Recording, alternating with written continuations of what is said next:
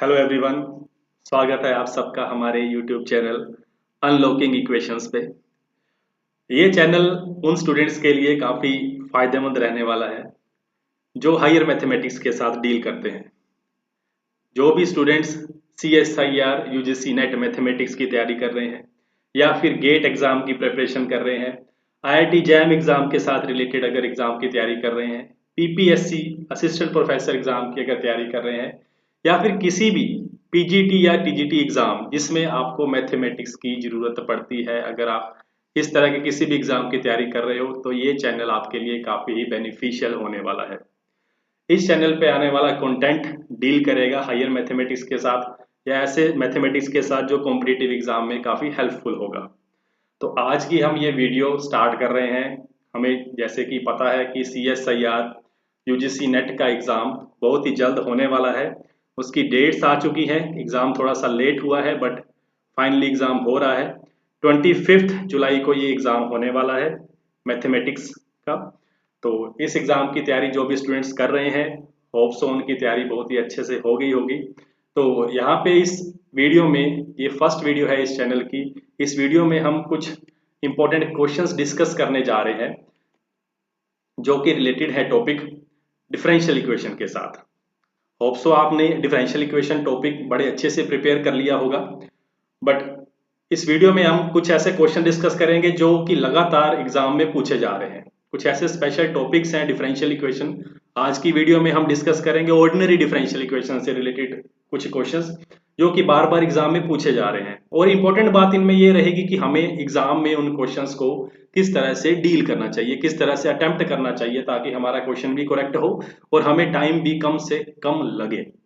तो स्टार्ट करते हैं इस वीडियो में। सबसे पहले क्वेश्चन हम पार्ट बी से लेंगे। इस वीडियो में आपको पार्ट बी के क्वेश्चंस भी मिलेंगे और पार्ट सी के क्वेश्चंस भी मिलेंगे। तो फर्स्ट क्वेश्चन है आपके सामने, the smallest real number lambda for which the problem this. और ये जो प्रॉब्लम गिवन है ये हमें दिख रहा है कि ये बाउंड्री वैल्यू प्रॉब्लम है।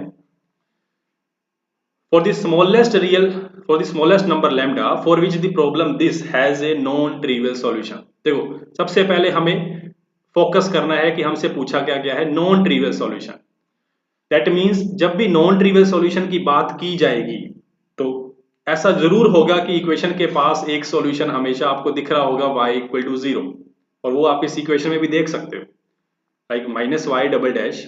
अगर हम इस y को भी लेफ्ट साइड पे शिफ्ट करते हैं then equation will be become y double dash into 3 minus y into lambda equal to 0। और आप देख पा रहे हो कि y इक्वल टू 0 इस इक्वेशन को सेटिस्फाई कर रहा है और साथ के साथ इन कंडीशंस को भी अच्छे से सेटिस्फाई कर रहा है। बट हमसे क्या पूछा गया कि हमें सॉल्यूशन कैसा चाहिए, नॉन ट्रिवियल। अब ट्रिवियल सॉल्यूशन तो है, इसकी हमें जरूरत नहीं है। हमें एक सॉल्यूशन कौन सा चाहिए, नॉन ट्रिवियल। और वो डिपेंड किस पे करेगा, इस लैम्डा के ऊपर। लैम्डा के ऊपर डिपेंड करेगा, तो वही लैम्डा उन्होंने पूछा कि कौन सा होगा, स्मॉलेस्ट वैल्यू बताओ लैम्डा की, ताकि ये सॉल्यूशन हमें नॉन ट्रिवियल मिल सके। तो अगर डिफरेंशियल इक्वेशन आपने तैयार किया है, पढ़ा है, अगर हम यहाँ पे सिर्फ क्वेश्चन डिस्कस कर रहे हैं, कंसेप्ट भी आने वाली वीडियोस में जरूर डिस्कस करेंगे, तो आपको ये पता होगा कि ये किस कंसेप्ट से रिलेटेड क्वेश्चन है। ये SLP से रिलेटेड क्वेश्चन है, स्टर्म लिउविल प्रॉब्लम। बड़ा अच्छा ये सेल्फ एडजॉइंट इक्वेशंस के ऊपर डील करता है ये टॉपिक। और अगर आपको थोड़ा सा भी इसका कॉन्सेप्ट पता है तो क्वेश्चन विद इन सेकेंड्स होने वाला है। कैसे, देखो, इस इक्वेशन को रीअरेंज करते हैं। अगर हम माइनस कॉमन लेते हो, y double dash minus of 3 minus lambda y equal to 0 हो जाएगा। और फिर हम इस मिडिल वाली टर्म में से माइनस को एडजस्ट कर देते हैं, y double dash plus lambda minus 3 of y equal to 0। और कंडीशंस क्या है, 0 पे 0 है एंड साथ में पाई पे भी क्या है, 0। तो इस इक्वेशन के कौन सी वैल्यू के लिए नॉन ट्रिवियल सॉल्यूशन एग्जिस्ट करने वाले हैं। तो देखो, अगर ऐसी इक्वेशन आपको कोई भी मिलती है, क्योंकि ये स्टैंडर्ड फॉर्म है, जब भी आप SLP का टॉपिक पढ़ोगे तो हो ही नहीं सकता कि आपने ये वाली इक्वेशन ना पढ़ी हो। y double H plus lambda y equal to 0, y at a equal to 0, y at b equal to 0। अगर आपको नॉन ट्रिवियल सॉल्यूशन चाहिए तो लैम्डा पक्की बात है क्या होगा, ग्रेटर देन 0। अदरवाइज इस इक्वेशन का सिर्फ एक ही सॉल्यूशन एग्जिस्ट करेगा। अगर लैम्डा 0 है या फिर लैम्डा लेस देन 0 है तो इक्वेशन के पास सिर्फ और सिर्फ एक ही सॉल्यूशन होगा, y इक्वल टू 0। अगर नॉन ट्रिवियल सॉल्यूशन चाहिए तो लैम्डा को पॉजिटिव होना पड़ेगा। तो ये हिंट काफी था क्वेश्चन को सोल्व करने के लिए लैम्डा -3 यहाँ पे ग्रेटर देन 0 होना पड़ेगा, लैम्डा को क्या होना पड़ेगा, ग्रेटर देन 3। ऑप्शंस देखो, क्या फर्स्ट है, क्या सेकंड है, क्या थर्ड है, बिल्कुल भी नहीं। ये तीनों की तीनों ऑप्शंस बाहर, एक ही ऑप्शन है जो लैम्डा ग्रेटर देन 3 को सेटिस्फाई कर रही है, वो है लैम्डा इक्वल टू 4। तो फोर्थ ऑप्शन इसका करेक्ट आंसर है। अगर आपको इसका कॉन्सेप्ट पता था, ये वाली बात आपको सिर्फ ये पता थी, तो ये जो हमने लिखा कोई जरूरत नहीं थी लिखने की। इस इक्वेशन की शक्ल देखो और आंसर मिल जाना था लैम्डा इक्वल टू 4, जिसके लिए नॉन ट्रिवियल सॉल्यूशन एग्जिस्ट करेंगे। ठीक है जी, होप सो कि आपको ये क्वेश्चन अच्छे से समझ आया होगा। चलिए नेक्स्ट क्वेश्चन पे चलते हैं। सेकंड क्वेश्चन है, if yx is a solution of the equation this 4xy double dash plus 2y dash plus y equal to 0 satisfying the condition y 0 equal to 1। अब हमें एक ही कंडीशन गिवन है तो हम इसको बाउंड्री वैल्यू प्रॉब्लम तो नहीं बोलेंगे, हम इसको इनिशियल वैल्यू प्रॉब्लम भी नहीं बोलेंगे, क्योंकि अगर ये इनिशियल वैल्यू प्रॉब्लम होता तो y डैश 0 के ऊपर हमें कुछ ना कुछ डाटा प्रोवाइड किया जाता, तो अभी तक हमें नहीं गिवन है, तो कोई बात नहीं, हमें सिर्फ एक ही कंडीशन गिवन है, उससे ही हमें काम चलाना होगा। y 0 पे 1 है, देन क्या पूछा गया, y डबल डैश एट 0 पे हमें वैल्यू पूछी गई है कि क्या होगी। देखो इस क्वेश्चन पे पूरा, इस क्वेश्चन के लिए डिपेंड करता है कि आपने इक्वेशंस को किस तरह से देखा है, आप डिफरेंशियल इक्वेशन को देखने का नजरिया कैसा है। अगर सिर्फ ये सोच रहे हो कि अब मुझे इस डिफरेंशियल इक्वेशन का पहले सॉल्यूशन निकालना है yx और फिर मैं y डैश निकालूंगा, फिर या y डबल डैश फाइंड करूंगा, उसके बाद एट x इक्वल टू 0 पे मैं इसकी वैल्यू फाइंड करेंगे हम और हमारा आंसर आ जाएगा, तो ये ठीक है ये बात, but exam point of view से ये बात ठीक नहीं है। आप जिस एग्जाम की तैयारी करने जा रहे हो तो वो एग्जाम थोड़ा मांगता है कि आप इस क्वेश्चन को एक ट्रिकी वे से, एक लॉजिकल वे से डील करो, ना कि इसको पूरा थ्योरेटिकल वे से डील करो। तो हमसे क्या पूछा गया, y डबल डैश 0। चलो अब देखो y डबल डैश, ध्यान से देखो कि ये y डबल डैश तो मुझे इक्वेशन में भी नजर आ रहा है, तो क्यों ना मैं यहीं पे x को 0 पुट कर दूं। चलो करके देखते हैं। तो put x equal to 0 in given equation. अब गिवन इक्वेशन में मैंने x को 0 पुट किया, ध्यान से देखना, तो 4 इंटू ये तो 0 है, y double dash 0 plus 2y dash 0 plus y of 0 equal to 0। अब यहाँ पे थोड़ा ध्यान में रखेंगे कि जब इक्वेशन में हमें y डैश लिखा हुआ मिलता है तो उसका मीनिंग क्या होता है, y डबल डैश x।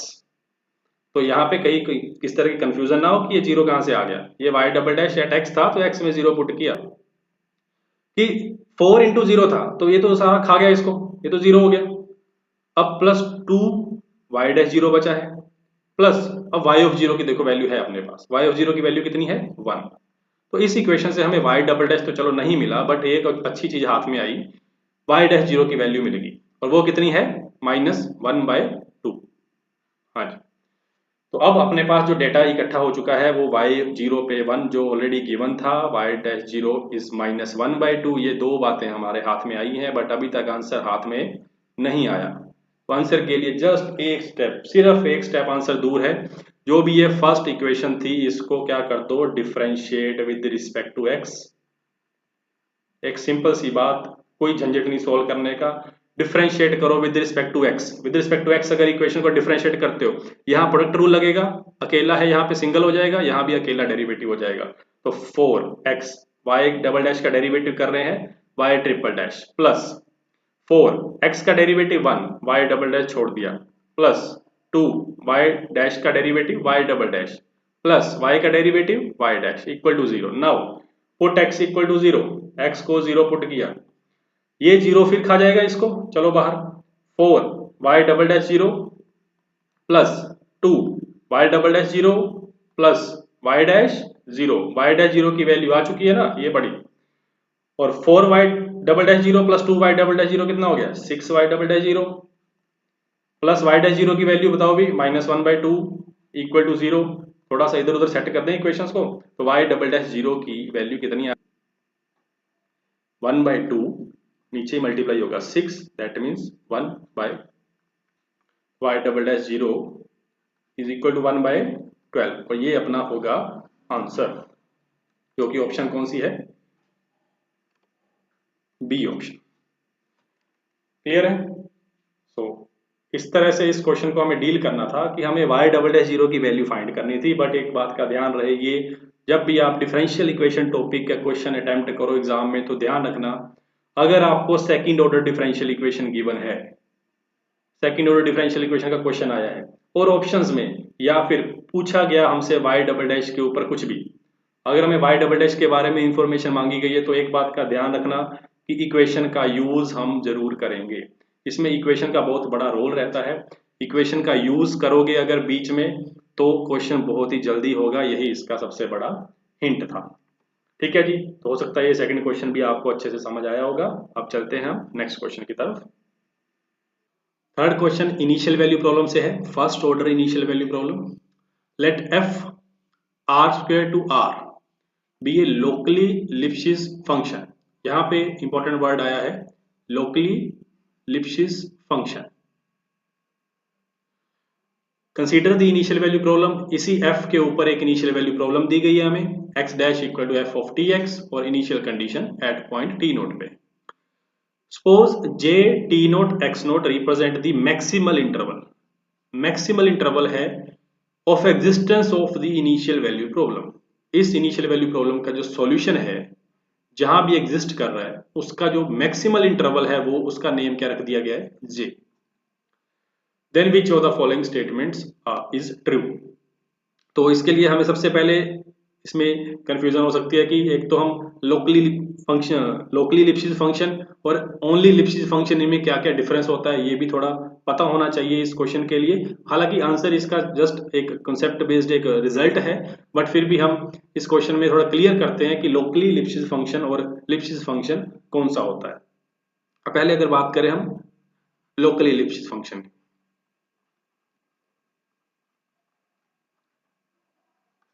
तो डेफिनेशन के अकॉर्डिंग है ए फंक्शन, अगर f की बात की गई तो f लेंगे, a function f from interval i to r, that means real valued function है, from interval i to r is said to be locally Lipschitz function if for every point x belongs to I there exists a neighborhood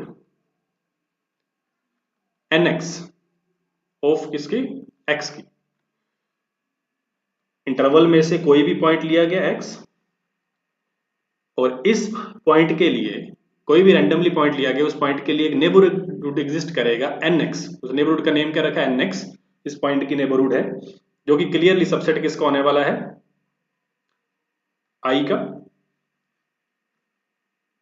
such that f of x1 minus f of x2 this mode should be less than equal to k time mode of x1 minus x2। और यहां पे k क्या है, k is a positive constant depending upon nx। Depend किस पे करेगा, nx पे, neighbourhood of x पे। तो ये लोकली लिप्सिस फंक्शन होता है। अब लोकल जब वर्ड आया, देखो एक वर्ड होता है लोकल और एक वर्ड है ग्लोबल। तो लोकल से हम थोड़ा, इसका लोकल का मतलब थोड़ा कम दायरे में बात करेगा, छोटे दायरे में बात करेगा, और ग्लोबल है वो पूरी बात करेगा, पूरे के पूरे इंटरवल के ऊपर बात हो जाती है। जब बड़ी बात हो रही है तो वो कहीं ना कहीं वर्ड रिलेट कर जाता है ग्लोबल के साथ, और छोटी बात हो रही है तो वो वर्ड रिलेट कर जाता है लोकल के साथ। तो अभी इसको समझने के लिए हम लिप्सिस फंक्शन, ओनली जो लिप्सिस फंक्शन है जिसको हम पढ़ते हैं, इसकी डेफिनेशन के साथ अगर हम इसको कंपेयर करेंगे तो हमें ये बात अच्छे से क्लियर हो जाएगी कि लोकली क्या है और ओनली लिप्सिस फंक्शन क्या है। अब लिप्सिस फंक्शन में क्या होता है, ये फंक्शन f अगर आप फ्रॉम i टू ही लेके जा रहे हो, फ्रॉम i टू r, ये function f from i to r said to be Lipschitz function if f of x minus f of y this mode should be less than equal to k time mode of x minus y। और यहाँ पे होगा for all x y belongs to I and k भी है positive constant. तो यहाँ पे देखो सिंगल पॉइंट की बात की, नेबरहुड की बात नहीं की गई है। यहाँ पे बात क्या की गई है कि आप एक्स वाई कहां से उठा रहे हो, पूरे के पूरे इंटरवल में से। किसी भी एक्स वाई की बात कर लो, पूरे इंटरवल में से आपको एक कांस्टेंट k ग्रेटर देन 0 मिलेगा जो ये कंडीशन सेटिस्फाई करेगा, तो लिप्सिस फंक्शन है। और यहाँ पे बात कहाँ पे हो रही है, सिर्फ और सिर्फ एक नेबरहुड की। अगर आप एक कोई पर्टिकुलर पॉइंट लेते हो तो उस पॉइंट के आसपास एक नेबरहुड मिलेगा उस नेबरहुड में 2 पॉइंट्स आपने उठाए और ये वाली कंडीशन सेटिस्फाई करेगा। दैट मीन्स ये सिर्फ नेबरहुड में बात कर रहा है तो क्या हो गया लोकल, ये पूरे के पूरे इंटरवल की बात कर रहा था तो ये क्या हो गया ओनली, या फिर ग्लोबल वर्ड माइंड में रखना है, लिखना नहीं है, लिप्सिस फंक्शन। क्लियर है? तो इसमें अब क्वेश्चन पे आते हैं वापस। Let F R2 to R be a locally Lipschitz function है।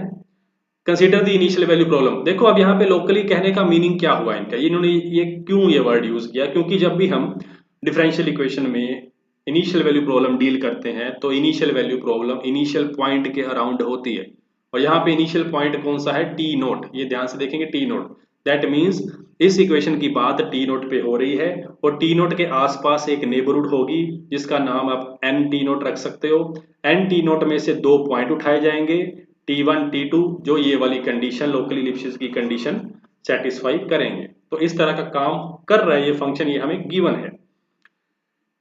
अब suppose that J T naught x note be the maximal interval, एक इंटरवल है जहां पे सॉल्यूशन इसका इक्वेशन का एग्जिस्ट कर रहा है। अब पहली बात तो लोकली लिप्सिस है तो सॉल्यूशन डेफिनेटली एग्जिस्ट करेगा क्योंकि बाय पिकार्ड्स थ्योरम हमें इसका पता है, इस नेबरहुड के अराउंड सॉल्यूशन पक्का एग्जिस्ट करेगा। और लीस्ट इंटरवल तो पक्का होगा जहां के इस नेबरहुड, ये नेबरहुड इसका लीस्ट इंटरवल तो जरूर होगा जहां पे सॉल्यूशन एग्जिस्ट करेगा। बट हमसे बात क्या की गई है मैक्सिमल इंटरवल की। अब मैक्सिमल इंटरवल जैसा भी इंटरवल आए, कोई भी इंटरवल आए, इतनी बात गारंटीड है कि इस इक्वेशन का सॉल्यूशन जिस भी इंटरवल पे आएगा वो इंटरवल पक्का क्या होने वाला है, ओपन इंटरवल। ये इंटरवल पक्का क्या होगा, ओपन इंटरवल, और ये ओपन सेट होगा। ओपन सेट का मतलब यहाँ पे ओपन इंटरवल होगा, open set union of set से नहीं होगा काम। यहाँ भी ध्यान रखना, अगर ओपन इंटरवल ऑप्शन आती तो हम उसको प्रेफरेंस देते अगर ओपन सेट भी साथ में पड़ा होता। तो इनिशियल वैल्यू प्रॉब्लम का सॉल्यूशन कहाँ पे एग्जिस्ट करने वाला है, ओपन इंटरवल पे, और ओपन इंटरवल अपने पास ओपन सेट भी होता है। तो ये जस्ट एक रिजल्ट बेस्ड क्वेश्चन था, अगर पता था तो डायरेक्ट इसका आंसर बी लगाते और आगे चलते। ठीक है जी, तो होप सो ये वाला क्वेश्चन भी आपको अच्छे से क्लियर हुआ होगा। अब हम चलते हैं नेक्स्ट क्वेश्चन की तरफ। Question number 4, y dash equal to 1 minus y square raise to power 10 into cos y and y 0 पे 0। तो इक्वेशन देखते ही पता लग रहा है कि ये कौन से टॉपिक का क्वेश्चन है। ये स्पेशल इक्वेशन जहां भी y dash equal to f of y हमें दिखता है, इस टाइप की अगर खास इक्वेशन है तो इस इक्वेशन का नेम क्या होता है, ऑटोनोमस इक्वेशन। और ये क्वेश्चन यूजीसी में बहुत ही इंपॉर्टेंट है। अगर आप यूजीसी नेट का एग्जाम देने जा रहे हो तो इस क्वेश्चन को पक्के से, इस कंसेप्ट को पक्के से पढ़ के जाना। ऑर्डिनरी डिफरेंशियल इक्वेशन में ये टॉपिक लगातार लगातार पूछा जा रहा है। पहले इसके क्वेश्चन नहीं आते थे बट जब से आने शुरू हुए हैं तो हर बार इनके क्वेश्चंस आपको देखने को मिलते हैं। आप पिछले 2 या 3 पेपर उठा के देख लीजिए, डायरेक्ट वे में या इनडायरेक्ट वे में ऑटोनोमस इक्वेशन का क्वेश्चन आपको पक्का मिलेगा। तो इस क्वेश्चन को करने का अपना एक खास तरीका होता है, उसी तरीके से क्वेश्चन अभी सोल्व होने वाला है। y dash equal to 1 minus y square into cos y. तो ध्यान रहे इस ऑटोनोमस इक्वेशन में इंपॉर्टेंट जो फैक्टर रहता है वो इक्विलिब्रियम सॉल्यूशन रहते हैं। इक्विलिब्रियम सॉल्यूशंस काफी हेल्प करते हैं हमें सॉल्यूशन फाइंड करने में इस इक्वेशन के। इक्विलिब्रियम सॉल्यूशन कौन से होते हैं, y dash equal to F of y है, अगर आप राइट साइड को इक्वल टू 0 कर देते हो, एफ ऑफ y को इक्वल टू 0 करते हो तो आपको कुछ y की वैल्यूज मिलती हैं जो कि कांस्टेंट होती हैं। ये कांस्टेंट वैल्यू इक्वेशन को सेटिस्फाई भी करती हैं, दैट मींस इक्वेशन के सॉल्यूशन होते हैं। और इन्हीं सॉल्यूशंस को हम क्या बोलते हैं, इक्विलिब्रियम सॉल्यूशंस। मतलब इस इक्वेशन में देखो, अगर आप राइट साइड को इक्वल टू 0 करते हो तो आपको क्या क्या मिलेगा, एक तो आपको मिलेगा yx इक्वल टू -1, एक आपको मिलेगा yx इक्वल टू 1, और कुछ वैल्यूज मिलेंगी आपको cos y इक्वल टू 0 से। यहाँ से बहुत सारी वैल्यू मिलने वाली है, cos इक्वल टू π/2 मिलेगा, 3π/2 मिलेगा, 5π/2 मिलेगा, सारे ही ओड मल्टीपल ऑफ 5/2 मिलेंगे जहां पे राइट साइड इक्वल क्या हो जाती है 0 के। तो ये सारी वैल्यूज, अब आप देखो yx इक्वल टू -1 को अगर आप डायरेक्ट इक्वेशन में पुट करते हो तो y डैश तो कितना हो जाएगा इसका 0, कांस्टेंट का डेरिवेटिव 0, और y की वैल्यू -1 पुट करोगे तो ये भी 0, दैट मींस इक्वेशन को सेटिस्फाई करेगा। तो ये सारे के सारे सॉल्यूशन है, ये सॉल्यूशन है इस इक्वेशन के। इन सॉल्यूशंस को क्या बोला जाता है, इक्विलिब्रियम सॉल्यूशंस। बट ये सॉल्यूशन अभी इतने डायरेक्ट आंसर नहीं है क्योंकि ये कंडीशन सेटिस्फाई नहीं कर रहे। जो हमें कंडीशन गिवन है y 0 पे 0, ये कंडीशन सेटिस्फाई नहीं कर रहे हैं, इसलिए इनमें से कोई भी सॉल्यूशन अपने काम का नहीं है। बट ये सॉल्यूशन हेल्प करेंगे हमें इस initial value problem solution, initial value problem का सॉल्यूशन देने में। तो इन सॉल्यूशन को थोड़ा ड्रॉ कर लो एक्स वाई प्लेन में। कितना है y इक्वल टू -1 और यहाँ पे y इक्वल टू 1 और ऊपर जाएगा y equal to π/2, y equal to -π/2 नीचे की तरफ। अगर इन सॉल्यूशन को ड्रॉ करते हैं तो इस तरह से ये सॉल्यूशन ड्रॉ किए जाएंगे। अब 0 पे 0 है, 0 पे 0 कहाँ पे है? ये वाला पॉइंट होगा 0 पे 0, 0 0 पॉइंट। यहां से सॉल्यूशन पास करना चाहिए जो हमें चाहिए। अब इस पॉइंट पे सॉल्यूशन कहाँ जाएगा? हो सकता है सॉल्यूशन ऊपर की तरफ गया हो सकता है सॉल्यूशन नीचे की तरफ गया हो सकता है सॉल्यूशन सीधा गया हो। अब हमें नहीं पता कि सॉल्यूशन कहाँ गया है। क्लियर है? इस बात का हमें नहीं पता कि सॉल्यूशन किस तरफ गया है। ये कौन बताएगा कि सॉल्यूशन ऊपर गया, नीचे गया, या राइट साइड या लेफ्ट साइड, कहाँ तरफ, किस तरफ सॉल्यूशन गया? ये बताना किसका काम है? ये बताना काम है y डैश का। तो आप y डैश 0 पता कर लो। y डैश 0 कैसे पता करेंगे? ये y ऑफ 0 इक्वेशन में पुट करो डायरेक्ट। इक्वेशन में x की जगह क्या पुट कर दो? 0, 1 माइनस y ऑफ 0 इसका स्क्वायर इंटू कोस y 0। अब y ऑफ 0 की वैल्यू कितनी है? 0, और यहाँ पे y0 की वैल्यू फिर 0, तो बचा कितना? 1 माइनस 0, और cos 0 कितना होता है? 1, दैट मीन्स 1। y डैश 0 की वैल्यू हमें पता लगी 1 है। 1 इतना इंपॉर्टेंट नहीं है जितना कि इसका साइन इंपॉर्टेंट है। ये क्या है? Greater than 0। तो 0 पे जो भी सॉल्यूशन चाहिए था वो 0 था, और उसका स्लोप 0 पे कितना आ रहा है? 1, दैट मीन्स पॉजिटिव। तो यहां से सॉल्यूशन नीचे तो नहीं गया, ऊपर की तरफ गया है। ये सॉल्यूशन ऊपर की तरफ निकला है पक्का। अगर 0 के ऊपर स्लोप की बात करोगे, 0 पे सॉल्यूशन इंक्रीजिंग है। अगर आप पीछे से देखोगे लेफ्ट हैंड डेरिवेटिव वो भी इंक्रीजिंग होगा, राइट हैंड डेरिवेटिव भी इंक्रीजिंग होगा, क्योंकि आपने y डैश की बात की है इसलिए दोनों डेरिवेटिव सेम आंसर देंगे। चलो इंक्रीजिंग हुआ, अब सॉल्यूशन इंक्रीज अगर करता जा रहा है, ठीक है, बट एक बात देख रहे हो ध्यान से कि जैसे ही y1 के पास पहुंचेगा, y1 के करीब पहुंचेगा, जैसे ही उस केस में y डैश x क्या होने वाला है? Approaches to 0।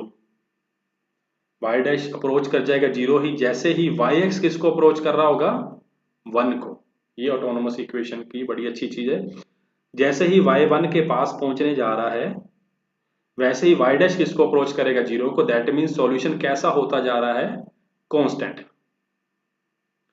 1 के पास जाते ही सॉल्यूशन क्या बन जाता है? कांस्टेंट, फ्लैट हो जाता है।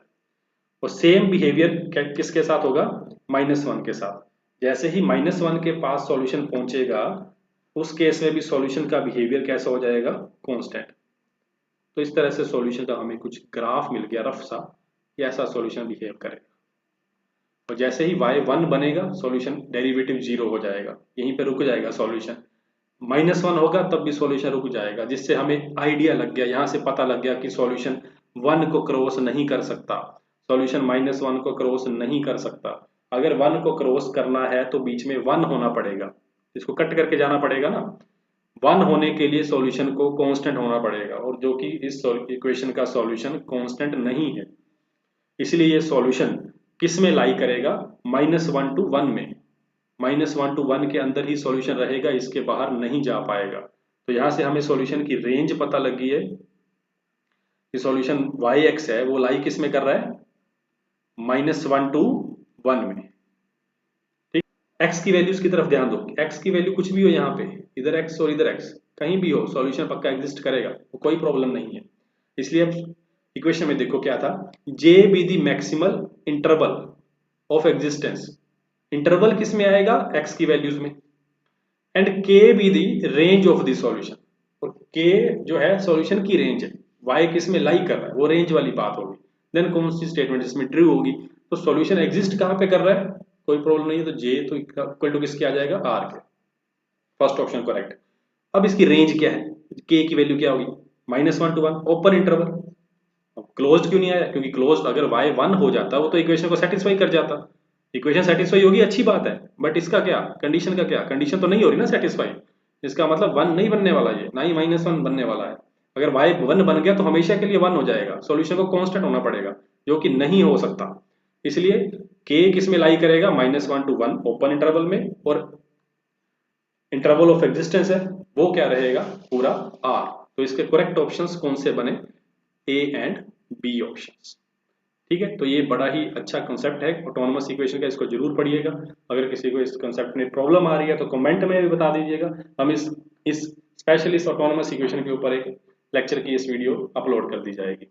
ठीक है जी, चलिए नेक्स्ट क्वेश्चन पे आते हैं। Question number 5। क्वेश्चन नंबर 5 भी ऑटोनोमस इक्वेशन से रिलेटेड क्वेश्चन है।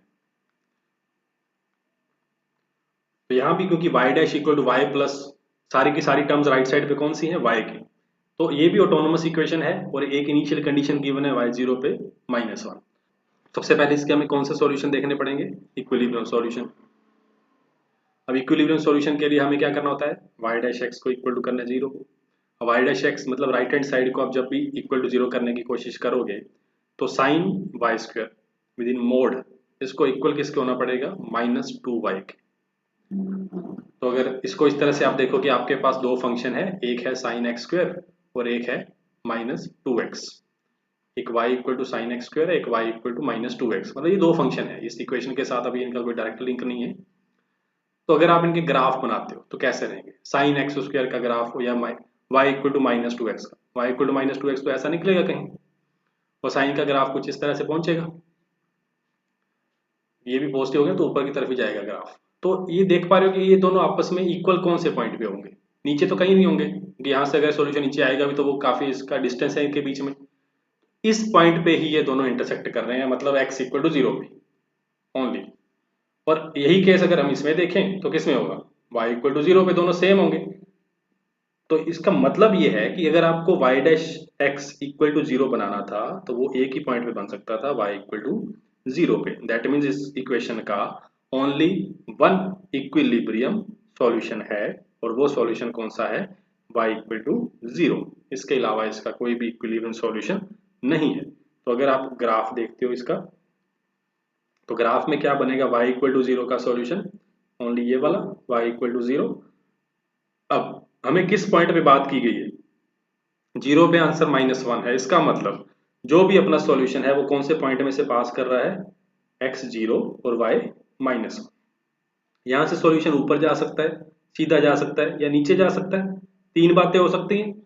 अब कहां जाएगा वो कौन बताएगा, किसका काम होता है, y डैश 0 का, डेरिवेटिव का। y डैश 0 पता कर लो, x को 0 पुट किया इक्वेशन में तो हमें राइट हैंड साइड क्या मिलेगा, y0 प्लस 1/2 साइन, y के अंदर 0 पुट करेंगे उसका कर देंगे स्केल।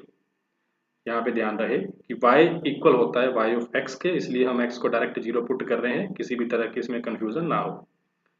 तो y0 पे कितना, -1 प्लस 1/2, फिर y0 पे -1 पुट करेंगे, यहाँ स्क्वायर हो जाएगा उसका, सॉरी ये स्क्वायर यहाँ पे था तो 1 हो गया। इसका मतलब ये कितना बना, साइन 1, और साइन 1 पॉजिटिव होता है इसलिए मोड ना लगाओ।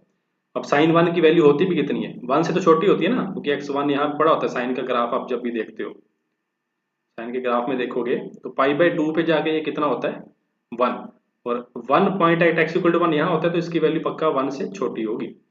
1 से छोटी होगी तो -1 में ऐड करने पे आंसर भी कैसा देगा, लेस देन 0। इसका मतलब डेरिवेटिव एट 0 पे क्या आया, नेगेटिव। सॉल्यूशन किस तरफ गया, नीचे की तरफ।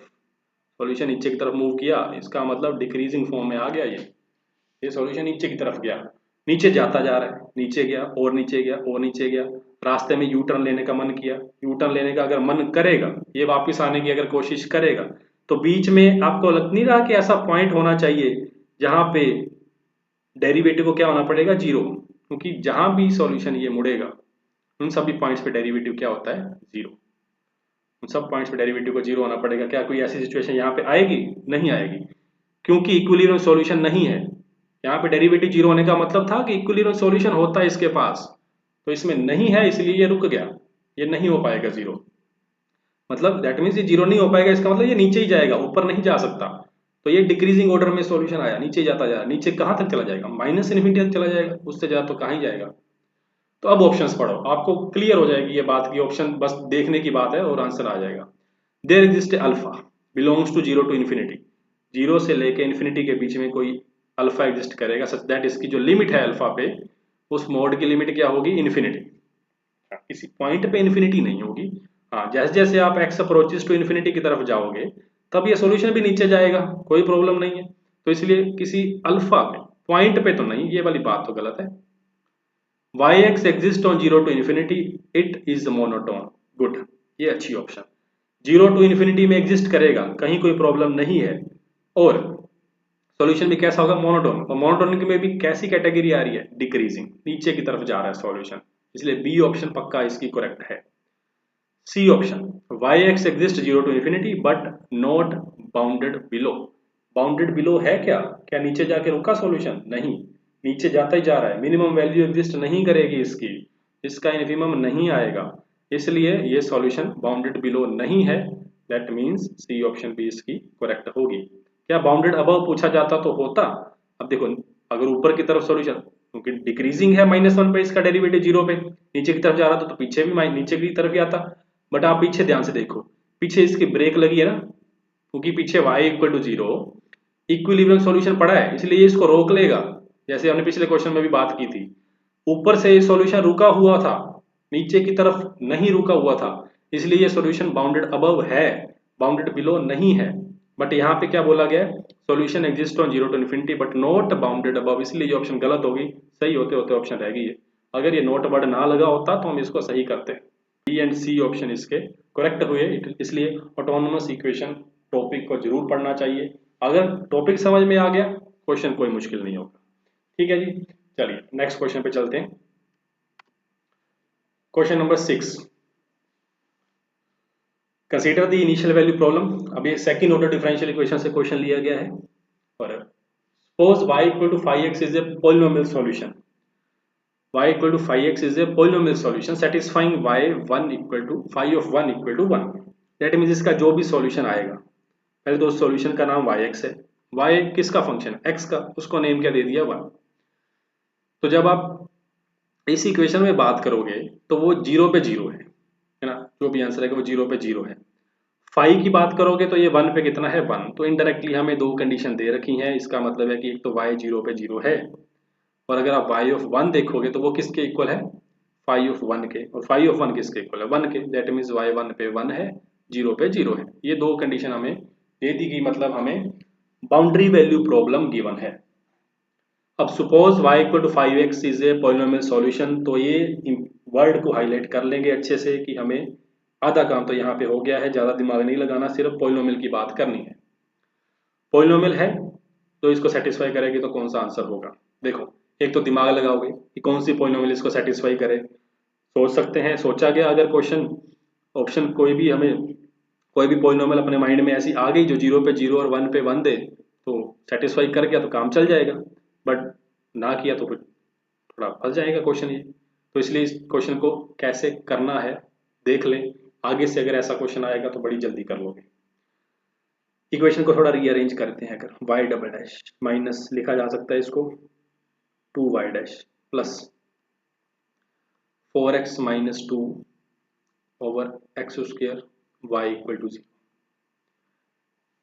अब इक्वेशन की अच्छी बात यह है कि इक्वेशन को कौन से टॉपिक्स में से खींच के किस टॉपिक में डाला गया है। अब ये देखो, अगर आपने differential equation, ordinary differential equation topic जब भी तैयार किया था, इसको तैयार कर रहे थे, पढ़ रहे थे, तो आपने सिंगुलर पॉइंट का टॉपिक जरूर पढ़ा होगा, not singular solution, singular points का टॉपिक पढ़ा होगा। इसमें आप पढ़ते हो regular singular point, irregular singular point, तो ये पढ़ा होगा तो जरूर ये बात याद आ गई होगी। Regular singular point, irregular singular point, जिसमें हम क्या करते हैं कि y double dash plus p x y dash plus q x y equal to 0, इस इक्वेशन से सेकंड ऑर्डर डिफरेंशियल इक्वेशन को कंपेयर करते हैं।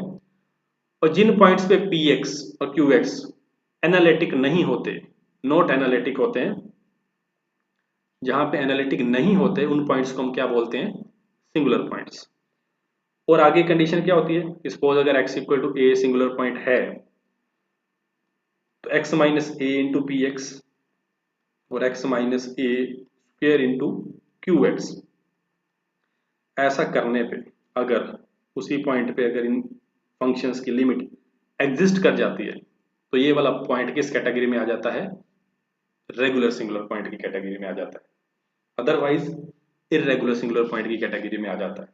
तो पहले तो सिर्फ इतना देख लो, x इक्वल टू 0 पे इसको प्रॉब्लम है ये वाले को, तो x इक्वल टू 0 कौन सा पॉइंट हो गया, सिंगुलर पॉइंट।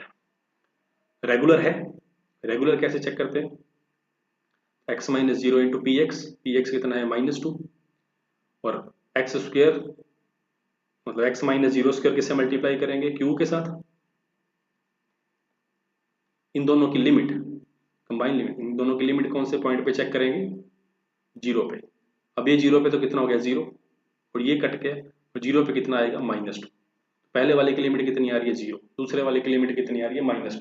जब भी आप सिंगुलर पॉइंट पढ़ते हो तो ये बात आपने पक्का पढ़ी होगी। अब उसके साथ ही एक टॉपिक आता है इंडिशियल इक्वेशन। अगर ये कॉन्सेप्ट पता है तो क्वेश्चन बड़ी जल्दी हो जाता है, बहुत ही आसानी से आप इस क्वेश्चन का सॉल्यूशन बना सकते थे। इंडिशियल इक्वेशन क्या होती है, इंडिशियल इक्वेशन का मतलब क्या होता है कि अगर इस इक्वेशन के कोई भी सॉल्यूशन एग्जिस्ट करेंगे पॉलिनोमियल टाइप के, तो आपको उस पॉलिनोमियल की डिग्री पता लग जाएगी कौन सी होगी। कैसे इंडिशियल इक्वेशन कैसे लिखते हैं, r into r minus one plus a r plus b equal to 0।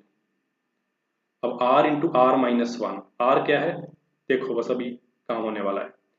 ए क्या है, जो आपकी फर्स्ट लिमिट आई है ना, ये इसको ए बोलेंगे, और जो सेकंड लिमिट आई है इसको बी बोलेंगे। जो सिंगुलर पॉइंट्स में दो लिमिट्स निकालते हैं, इसका नाम है ए और इसका नाम है बी। तो ए तो कितना था 0 और बी कितना था -2। तो ये क्या बन गया, r square minus r minus two equal to 0।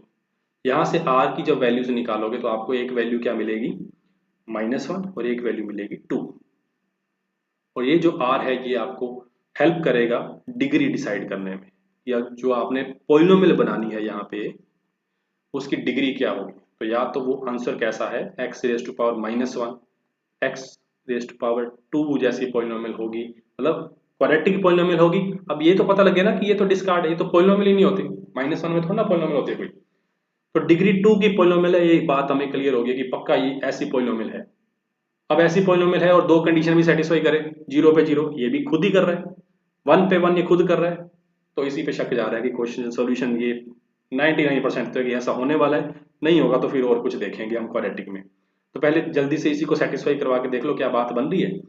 X square y double dash कितना आया 2x, अगेन 2 हो गया, again -2x square, y dash की वैल्यू कितनी आई 2x प्लस 4x -2 मल्टीप्लाई किया एक्स स्क्वेयर के साथ और इक्वल टू करना है 0। देख लेते हैं हो रहा है या नहीं हो रहा।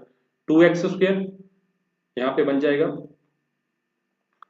2x square minus 4x cube plus 4x cube minus 2x के, देखो बन गई ना बात, यहाँ पे सब कुछ कट गया और 0 इक्वल टू 0 आ गया। दैट मीन्स कितना ये आसान हो गया था काम। अपने पास सॉल्यूशन कौन सा है, yx equal to x square x raise to power 2, ये इसका पोलिनोमियल सॉल्यूशन आया। अब यहाँ पे क्वेश्चन को देख के कई स्टूडेंट्स ये सोचेंगे कि हम इसको इस का सॉल्यूशन डायरेक्ट सोच लेते कि y equal to x square put करते और बन जाती काम। हम y इक्वल टू वाई को पहले x पुट करते, नहीं हो रहा था तो y equal to x square put करते। ठीक है, इतना दिमाग चल रहा है, बहुत अच्छी बात है, क्वेश्चन ऐसे ही अटेम्प्ट करने चाहिए एग्जाम में। बट अगर आप थोड़ा सा ये काम कर लोगे तो आपको पक्का हो जाएगा, ज़्यादा इधर उधर सोचने की जरूरत नहीं पड़ेगी कि कौन से डिग्री हम सोचें पॉलिनोमियल में। तो 2 आ गया तो बस वहीं पे फोकस रखो और सॉल्यूशन निकाल देना था। अब एक्स स्क्वायर बन गया, आंसर कौन कौन से होंगे अब तो बच्चों का खेल है। 4 पे आंसर 16 आएगा पक्की बात है, 2 पे 2 नहीं होगा, 5 पे 25 आएगा, 3 पे 3 नहीं होगा। तो करेक्ट ऑप्शंस कौन सी बनी, ए एंड सी। ठीक है जी, तो ये 6th क्वेश्चन था ऑर्डिनरी डिफरेंशियल इक्वेशन का। और इस तरह के क्वेश्चन ऐसे होते हैं एग्जाम में कि क्वेश्चन इस तरह से आएगा जिसका आप सॉल्यूशन नहीं निकाल सकते, निकालने बैठोगे शाम पड़ जाएगी, सॉल्यूशन नहीं निकलेगा। बट अगर क्वेश्चन यूजीसी में आया है, डाला है उन्होंने क्वेश्चन, तो पक्का इसका कोई ना कोई वे जरूर होगा जो आसान होगा, विद इन 1 मिनट और 2 मिनट में क्वेश्चन होने वाला होगा। ठीक है जी, चलिए तो नेक्स्ट क्वेश्चन पे आते हैं। क्वेश्चन नंबर 7, ये भी काफी इंपॉर्टेंट टॉपिक ऐसा, अगर आपको इसके बारे में भी थोड़ी सी नॉलेज है तो बस ऑप्शंस फिल करनी रह गई हैं, आंसर तो सामने दिख रहा होगा। Consider the solutions y1 and y2, vector form में कुछ सॉल्यूशन हमें गिवन है with the homogeneous linear system. Homogeneous linear system given है हमें y dash equal to matrix into y। इसका हमें, ये होमोजीनियस सिस्टम है। होमोजीनियस क्यों है? क्योंकि y इक्वल टू 0 आप देख पा रहे हो, इसको सेटिस्फाई कर रहा है। अब y का मतलब यहाँ पे क्या होगा, y अकेला नहीं है, ये वेक्टर फॉर्म में होगा, y1 y2 y3, और इसका वेरिएबल कौन सा है वो चमक रहा है ऊपर, t है। ठीक है, तो y का मतलब इस बार ये है, ये अब एक सिंगल वाला y नहीं है, ये वेक्टर फॉर्म में जिसके 3 कंपोनेंट है वैसा y है। और डेफिनेटली y इक्वल टू 0 का मतलब क्या होगा, जब ये तीनों 0 हो जाएंगे। तो ये इस इक्वेशन को सेटिस्फाई कर रहा है y इक्वल टू 0, इसलिए होमोजीनियस सिस्टम है। तो इसके बारे में आगे बात की गई है। तो देखो सिंपल सी कुछ बातें हैं कि इस इक्वेशन का जो सॉल्यूशन है, इस सिस्टम का जो सॉल्यूशन है, वो डायरेक्टली डिपेंड करता है ए की आइगन वैल्यूज के ऊपर। ईगन वैल्यूज बोलते होगे तो उस तरह से समझ लो, आइगन वैल्यूज बोलते हो वैसे समझ लो, कई इसको लेटेंट रूट भी बोलते हैं, तो हम इसको आइगन वैल्यूज बोल रहे हैं। अगर इस सिस्टम में ए मैट्रिक्स की आइगन वैल्यूज λ1 λ2 λ3 हैं, देन इस सिस्टम का सॉल्यूशन कैसा लिखा जाएगा, C1 e raise to power λ1t into λ1 के कोरस्पॉन्डिंग जो भी आइगन वेक्टर होगा, plus C2 e raise to power λ2t into eigenvector, plus C3 e raise to power λ3t into λ3 के कोरस्पॉन्डिंग आइगन वेक्टर। तो यहाँ पे क्योंकि linear equation, word सुन रहे हो ना, linear, linear word linear algebra में भी आता है, इसलिए लीनियरिटी आ गई, तो लीनियर अलजेब्रा का बीच में यूज हो रहा है बड़े अच्छे तरीके से। λ1 आइगन वैल्यू, λ1 के corresponding eigen vector, eigen value eigen vector, eigen value eigen vector. तो अगर हमें आइगन वैल्यूज पता हो इक्वेशन की, सिस्टम की, तो हम सॉल्यूशन उसका सिर्फ आइगन वैल्यूज और आइगन वेक्टर्स की हेल्प से लिख सकते हैं, डिफरेंशियल इक्वेशन के वे से सोल्व करने की जरूरत नहीं है। अब देखो दो सॉल्यूशन तो उन्होंने दे दिए, हमें दे दिए, तो मतलब अगर आप y1 को देखो ध्यान से, तो ये तो ऐसा है e रेस्ट पर -3t और अंदर क्या है 1 1 0, और दूसरा सॉल्यूशन दे दिया है e रेस्ट पर -5t और अंदर क्या है 0 1 1। तो यहाँ पे तो पता लग गया कि पक्का आइगन वैल्यू एक कौन सी है -3 और दूसरी कौन सी है -5। ये हमें गिवन था कि दो आइगन वैल्यूज हैं, वो हम इस मैट्रिक्स से निकाल सकते थे, क्यों इतना झंझट करना हमें। बट हमें क्या, दो वैल्यूज गिवन है, तीसरी फाइंड करनी है, किसका यूज कर लो, ये तो हमेशा से आप करते आए हो लीनियर अलजेब्रा में।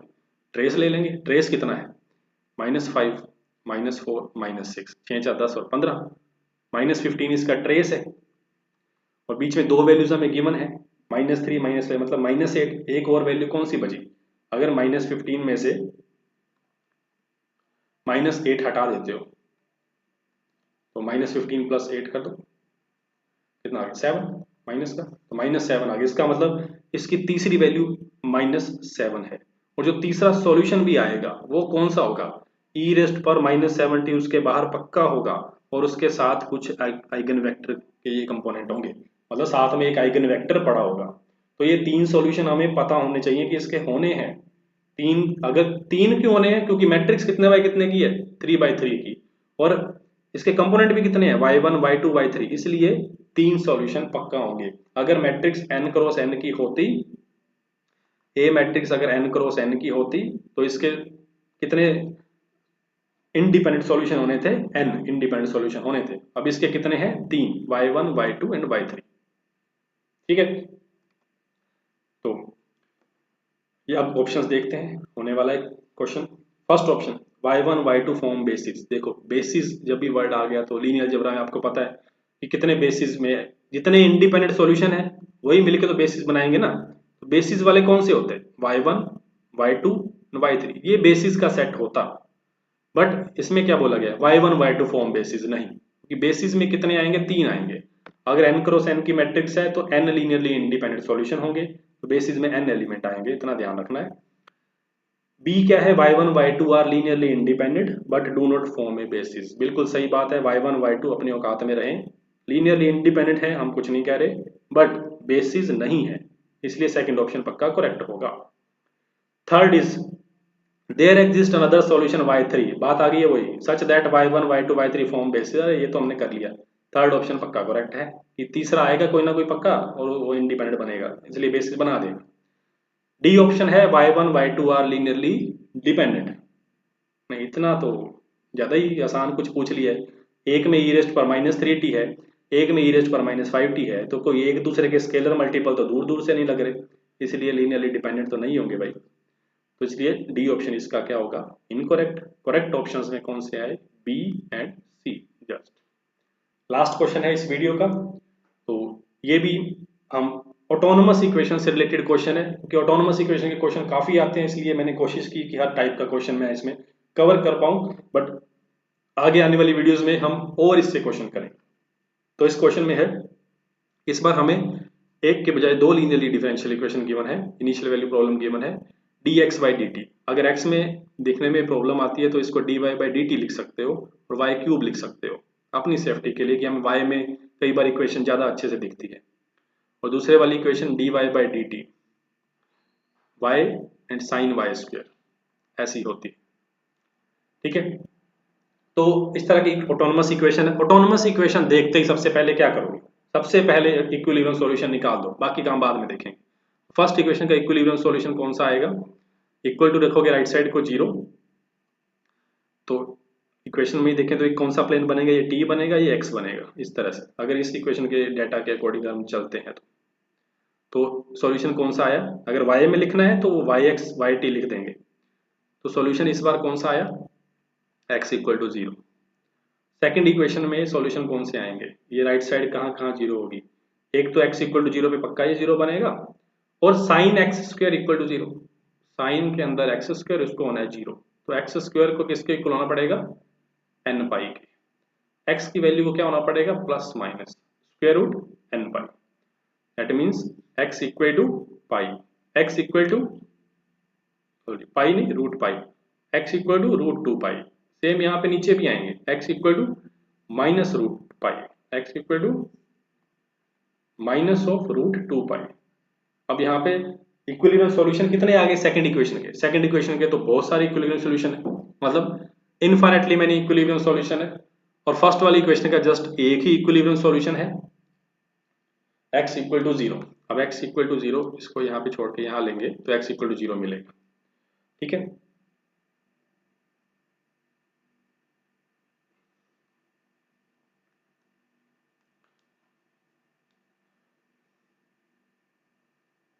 तो आगे अब दो हमें स्टेटमेंट्स गिवन है, दिस सॉल्यूशन टू a, मतलब फर्स्ट इक्वेशन जो है, जो इसका सॉल्यूशन है, पहले हम इसका थोड़ा ग्राफ करेक्ट करें। अगर ये t है, ये x है, तो इसका सॉल्यूशन कौन सा हुआ, x इक्वल टू 0, ये अपना।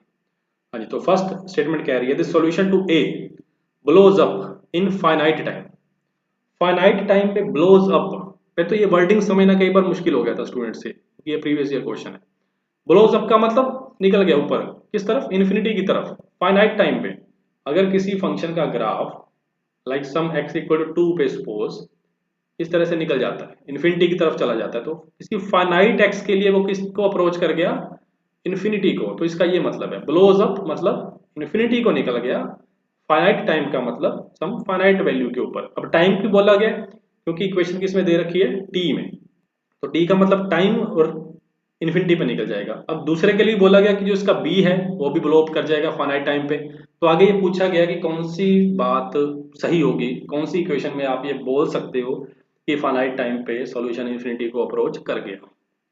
तो पहले सेकंड इक्वेशन को देखो, कहां से सॉल्यूशन ने पास करना है, x की वैल्यू 0, y की वैल्यू 2, मतलब पॉइंट कौन सा आएगा, 0 2 पाई है तो इसके ऊपर जाएगा, अगर पाई होता तो नीचे होता, यहाँ पे 0 2 पॉइंट यहाँ पे होगा कहीं। अब यहाँ पे स्लोप क्या है इक्वेशन का, तो देखो अब स्लोप मुझे पता करने की जरूरत भी नहीं है हमें, क्योंकि अगर ऊपर गया तो ऊपर भी रोकने वाला बैठा है सॉल्यूशन को, नीचे गया तो नीचे भी रोकने वाला बैठा है। अगर सॉल्यूशन इंक्रीज करता है तो भी सॉल्यूशन पक्का बाउंड हो जाएगा, क्योंकि ऊपर इक्विलिब्रियम सॉल्यूशन है और इक्विलिब्रियम सॉल्यूशन को कांस्टेंट बना देता है। नीचे की तरफ जाएगा तो भी नीचे इक्विलिब्रियम सॉल्यूशन बैठा है, तो ये भी सॉल्यूशन को कांस्टेंट की तरफ खींच लाएगा। इसका मतलब ये सॉल्यूशन सिर्फ इन दो इक्विलिब्रियम सॉल्यूशन के बीच ही कैद हो जाएगा, आगे ऊपर नहीं जाएगा और इससे नीचे नहीं जाएगा। इसलिए ये सॉल्यूशन इन्फिनिटी पे तो जाने की औकात ही नहीं रखता, ये सॉल्यूशन पक्का फाइनाइट रेंज में रहेगा, इन्फिनिटी तक नहीं जाएगा। इसलिए जो सेकंड वाली स्टेटमेंट है कि बी ब्लोज अप होगा फाइनाइट टाइम पे, सरासर गलत है, ये गलत होगा। ठीक है। और दूसरे फर्स्ट इक्वेशन में अगर बात करते हैं तो एक्स क्यूब है, अगर आप इस इक्वेशन को सोल्व भी करते हो D X by X cube लेके और डी टी बाई वन लेके सिंपल वेरिएबल सेपरेबल की हेल्प से सोल्व करते हो तो -3 upon X square T plus C, और कंडीशन क्या है, 0 पे 1, 0 पे 1 रखोगे तो सी की वैल्यू कितनी आ जाएगी, -3। दैट मीन सॉल्यूशन बना -3 बाय एक्स स्क्वेयर टी -3। थोड़ा उल्टा पुल्टा इसको करें या -3 को अभी नीचे शिफ्ट करते हैं अगर, तो ये बन जाएगा 3 माइनस टी अपॉन 3, और x की वैल्यू क्या आ जाएगी, 3 अपॉन 3 माइनस टी इसका स्क्वायर रूट। तो 0 पे कितना दे रहा है, 1। और ये आप देख पा रहे हो कि जैसे ही t अप्रोच करेगा 3 को, ये सॉल्यूशन किसकी तरफ अप्रोच कर जाएगा, इन्फिनिटी की तरफ। यही तो डिमांड कर रहे थे कि किसी फाइनाइट टाइम पे सॉल्यूशन किस तरफ अप्रोच कर रहा है, इन्फिनिटी पे, और t इक्वल टू 3 फाइनाइट है। इसलिए फर्स्ट जो इक्वेशन है उसके लिए तो ये बात ठीक है, बट सेकंड के लिए ये बात गलत थी, इसलिए करेक्ट ऑप्शन ढूंढ लो कौन सी है। 1 is true, second is false, b option इसके लिए करेक्ट आंसर रहेगा। ठीक है।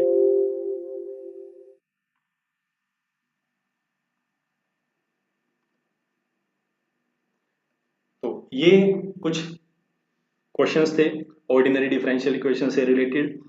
इन क्वेश्चंस को आपने देखा होगा कि हमने जितने भी क्वेश्चंस किए उसमें किसी भी क्वेश्चन में हमने सॉल्यूशन नहीं निकाला। ये जो लास्ट 8th क्वेश्चन है जस्ट इसको सिर्फ वेरिएबल सेपरेबल से सोल्व किया और वो सिर्फ 2 स्टेप का काम था। अदरवाइज हमने किसी भी क्वेश्चन में डायरेक्ट सॉल्यूशन नहीं निकाला, और ये सिर्फ इसलिए था कि आपको ये पता लगे कि डिफरेंशियल इक्वेशन के क्वेश्चंस भी बिना सॉल्यूशन निकाले सोल्व हो सकते हैं। तो होप सो ये वीडियो आपको अच्छी लगी होगी। इसके अंदर का जो भी क्वेश्चन से रिलेटेड कंटेंट था आपके लिए यूजफुल रहेगा। आगे आने वाली वीडियोस के लिए भी आपकी सपोर्ट चाहिए, तो इस चैनल को आप ज़्यादा से ज़्यादा सब्सक्राइब करिए, शेयर करिए। वीडियो अच्छी लगी तो वीडियो को लाइक करिए, और कोई भी कॉन्सेप्ट अगर आपने डिफरेंशियल इक्वेशन में या यूजीसी नेट से रिलेटेड कुछ भी कंसेप्ट आपने पढ़ना हो तो कमेंट में आप जरूर बता सकते हैं। तो थैंक यू वेरी मच, मिलते हैं नेक्स्ट वीडियो में। ओके जी।